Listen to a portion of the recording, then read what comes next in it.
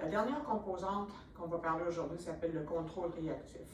Le contrôle réactif veut principalement dire qu'est-ce que je dois faire, quelle réaction que je dois avoir pour m'empêcher de tomber si je perds pied ou si je glisse sur glace. Alors, qu'est-ce que je dois faire pour pas que je tombe à terre et que je perde mon équilibre complètement? Le but de travailler cette composante-là, c'est pour que la personne prenne action pour ne pas tomber et se blesser. Alors, je vais vous démontrer une façon de procéder qui est progressive. Alors, commencer tranquillement et qu'on puisse éventuellement aller aux exercices les plus difficiles. OK, le premier exercice à faire, c'est juste pour s'assurer que les gens comprennent un peu c'est quoi le principe. La personne qui a la bande, elle va tirer vers l'arrière. Moi, mon but, c'est de rester stable. Si la personne n'est pas assez stationnaire, elle doit avoir ses pieds un petit peu plus larges. Et plus que la personne s'améliore, plus que mes jambes peuvent être étroites. Ça, c'est plus difficile que celui-là. So, go ahead.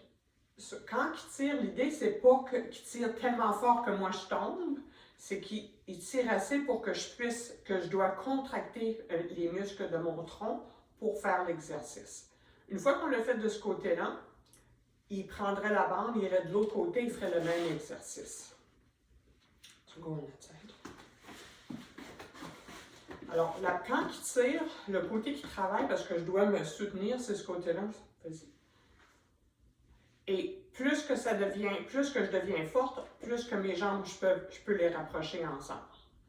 L'option 2 de celui-là, je ferai la même chose.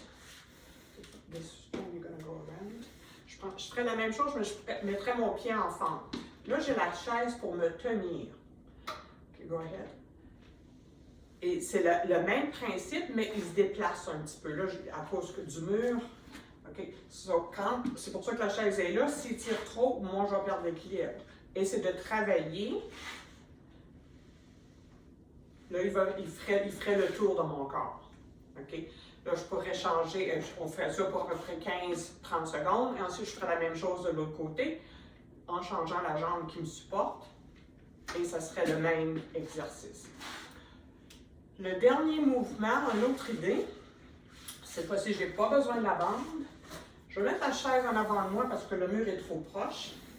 Je prends la position de la fente encore. Souviens-toi que la fente, mes pieds sont à la largeur de mes hanches et je déplace ma jambe en arrière. C'est de ne pas s'assurer d'être sur la même ligne. Là, je mets la chaise. Je prends la position de fente. Là, la personne s'approche. Alors, si tu remarques, mon talon ne touche pas à terre. La personne s'approche de moi et elle va me pousser juste assez pour que je sois obligée de réagir et contrôler comment je dois me tenir. So, go ahead. J'anticipe un peu qu'est-ce qui va se faire. Alors, je me prépare, mais je ne sais pas exactement où il va me pousser. L'idée aussi, c'est pas de pousser tellement fort que je vais tomber, mais je dois réagir parce qu'il essaie de me mettre hors équilibre.